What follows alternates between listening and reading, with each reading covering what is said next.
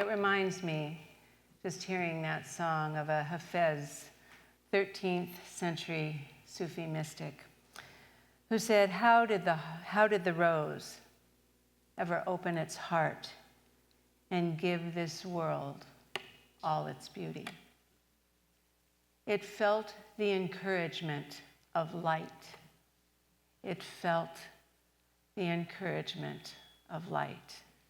Otherwise, we all remain too frightened. You could hear in that song when we really open our hearts. Really, because in this world, the work we're here to do is really heart work. We're here, and that's every moment of every day, the heart work. As you said, Reverend Sage, the messages never stop. And with our hearts, we're here to be open and available and feel the presence of Spirit. And that is the amazing grace and the light that gives us the courage to see the good when everything around us doesn't feel that way. To feel the faith that great things are here because we feel that presence of goodness. You know, I don't know how many times you ask yourself, is this glass half full or half empty? You know, we're wondering, is this good or bad? And you know the answer? Yes. It is full and it is empty, both. And we need to learn to embrace life in just that way. Richard Rohr, beautiful, beautiful Catholic priest. I love Richard Rohr. He has a book called Falling Upward. Don't you love that?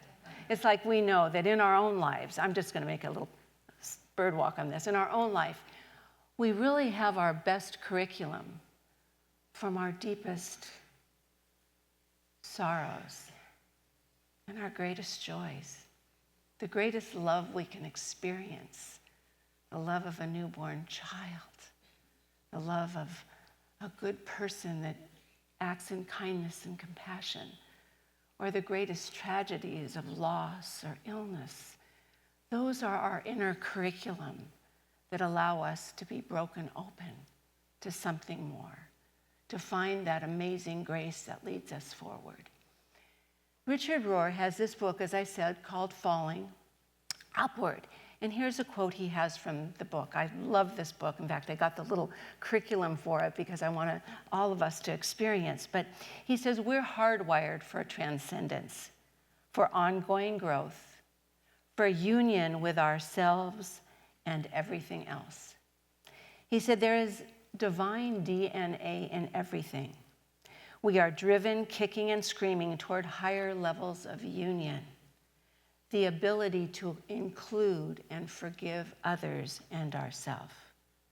But many of us get stopped and fixated at lower levels. We get stuck in this physical journey we're on. Instead of remembering we are spiritual beings first and foremost, that is the infinite, eternal part of us that's ever ongoing. We are spiritual beings having this human experience to learn and grow and expand and become. That's why we're here, to remember that. And he reminds us of that. And the sacred that we're seeking, that spiritual nature, is wider and as a wider and larger hill. But the path to it has been covered. The path to it has been covered by all that has grown over it. And that's the fears that we heard about in the song. We talk about the fears that keep us stuck. The fears of rejection, insecurity, anxiety, all the fears that keep us stuck. I love what Ernest Holmes said, and it reminded me of a story I shared with my kids and kindergarten classes many times. But Ernest Holmes equates our experience of being human with being a balloon. Not the size of us, but just, or the look of us, but just a balloon. Because we are filled with divine buoyancy that wants to lift us up. There's not a person here that doesn't have that divine buoyancy in them, that wants to lift us up, falling upward, just where Richard Rohr was talking about, up to that place where we see the big picture of wholeness, of union, of forgiveness, of oneness. That's that balloon, that divine buoyancy in us. But as humans, we are tethered, tied to this earth.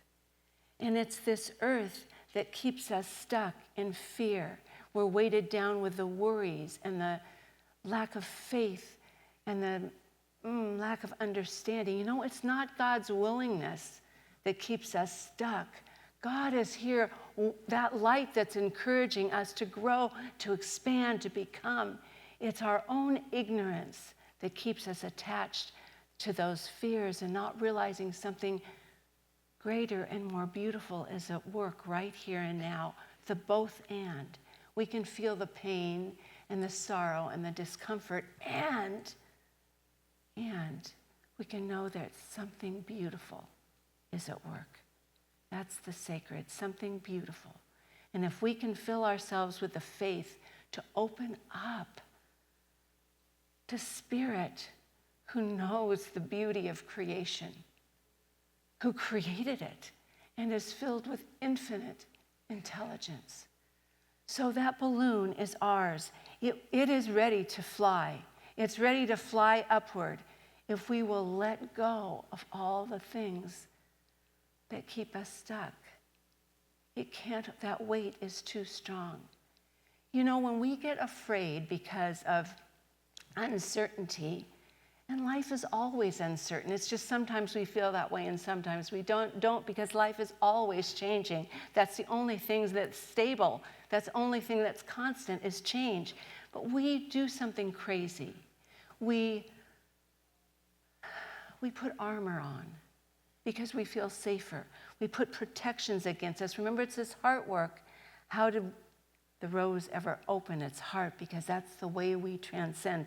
I'll talk a little bit more about that. But the heart, we cover the heart.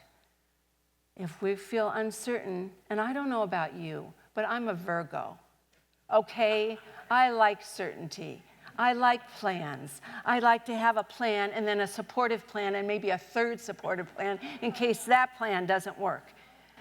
But the world has a different program. So we cover ourselves with armor of maybe, if I do things perfectly, nothing bad will happen. Right? That perfectionism, that just brings us extra stress. Or we can also cover ourselves with the armor of cynicism. If I feel disappointment already, I won't get hurt. Well, our thoughts are powerful and creative. If you're feeling disappointment already, what are you creating? That armor doesn't work very well either. And the other armor is, I don't remember. Kirk, this one's for you, buddy. That's why I don't remember this one. The armor of busyness. If I'm always busy, I won't feel the pain or the hurt or the fear. It's that armor. We need to let go. We need to let go of all that. So this is the story I remember telling my kids in my kindergarten classes. And it's the story of the red balloon, which actually was a story. It was a French fantasy film in 1956 about a little boy walking the streets of France, and a red balloon got his attention, and the red balloon started following him. And it was all about that. Well, this little story I told was an adaptation of that. And this is just a short version, but it's about a little boy that was sitting in a field, and he was very sad because he'd lost his favorite toy. And up in the sky was a red balloon who loved to float in the sky and dance with the clouds and play with the birds. And she's floating along, and she sees this little boy, and she sees he's sad, and she wants to help him. So she floats down, and she says to this little boy, "Do you want to play?" And the little boy said, "Oh, yes, please, I want to play." So they went and played in the balloon, and they flew up in the sky, and they played on the ground, and he had the best day. He even forgot about the lost toy. But the sun went down, and the red balloon knew that it was time to go. And so the balloon said to the boy, "It's time I go now, but I want you to always remember, I am up in the sky, always watching down on you." To me, that's the story of faith. When we can trust, no matter what's going on, there's always something watching down on us, waiting for us to open up to a greater understanding and a greater good. Now, I talked a minute ago about the heart work that we're doing. It takes courage to stay present when we don't know what's going on. It takes courage. And that courage comes when we do the heart work. When that path I talked about, the sacred, is here. And it's a wider, taller hill. And there's a path to it, but it gets covered by our thoughts, our fears, our anxiety, our rejection, our doubt, our ignorance. It gets covered up. But we can uncover that passageway. If we think about musical instruments, how many of you play a musical instrument? Oh, not very many of us. Well, I'll tell you something about musical instruments. Musical instruments have a hollow space in them. That's how they make music. That emptiness and the instrument, all are distinct, all are original, all create different kinds of music. That hollowness is what brings the music forward.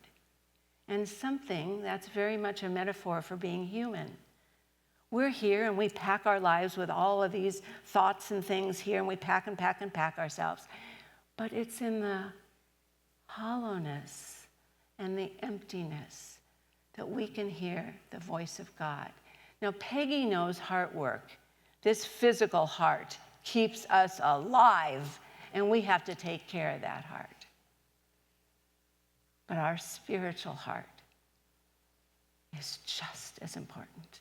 Our spiritual heart keeps us connected to spirit, to God, to the infinite, to possibilities, to goodness, to compassion, to understanding, to joy, to peace. That place, we can find peace in the present moment at any time when we can quiet our minds and be still. We can find that present moment peace wherever we are. So we have to do that work to clear out the passageway so our human heart, which continues beating and keeping us alive, can be working with our spiritual heart to be the passageway for intuition, for understanding, for compassion, and for love. Mark Nepo has a book called Surviving Storms, and I've been to many workshops with him, and he's had many storms in his life, and he just writes with such beauty and grace. And he said, "The fate of the flowers is to blossom. The fate of human beings is to love." And that's why we're here. So heart work is our everyday experience to know how to open up to that something more, where we can feel the light of infinite love and compassion and goodness shining down on us so we can share it. If we ever forget that we're here on purpose, I will tell you, God needs us to shine its light, okay? God needs us. We're not here by accident. And I guess I told you last week, I think Hafez, I don't know, Rumi's getting very jealous right now. I just know it. Last week I said all Hafez quotes, and this week's the same way. But Hafez has this beautiful poem that I turn to often because it just breaks me open in remembrance of what's important. My beloved said, my name is not complete without yours. I thought, how could a human's worth ever be such? And God, knowing all our thoughts, and all of our thoughts are just innocent steps along the path, then addressed my heart, because that's where God speaks, then addressed my heart and revealed a sublime truth to the world when he sang, I am made whole by your life. Each soul completes me. Each soul. We're here on purpose to do our heart work, to know without question that we are here for the purpose of love and compassion. And it's in community where we get to practice putting our small needs, not discard them because we need our things we need, but to put them here to work for the greater good, to be able to put any thoughts of fear aside because faith is what we teach. And, loneliness is an epidemic. And we put loneliness aside when we reach out a hand, open our hearts, and touch one another. On that note, I'd like to invite our healers, and as our healers are continuing their work, I invite those of you at your seat to just put your hand on your heart and bring forth a question in your life right now, however large or small, because there is no size to anything in the mind of God. So whatever your question, your concern, and just ask, how can I be present with this in this moment? What am I to know? What am I to learn? And how am I to grow? And in this moment, just visualize or know or see the next step to take, a small step. As Mother Teresa said, not everyone can do great things, but everyone can do small things with great love. Allow that to be the answer for the next step in this beautiful journey of life.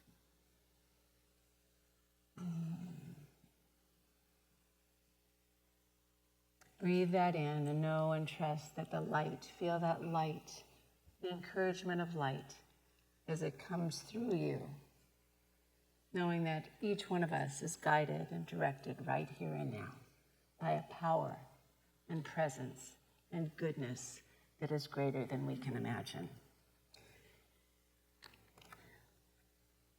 And just as we give thanks to our healers for all that they've done, we say thank you, thank you, thank you in our hearts. As we lean into life, I just want you to remember this quote that I hope will make us all smile. Everything will be all right in the end. And if it's not all right, then it's not the end. The best exotic marigold hotel. So the answer to that one is when somebody asks you, what do you choose? Just simply say, I choose joy. I choose love. I choose possibilities. And my answer is, I choose you. Love you all. Thank you.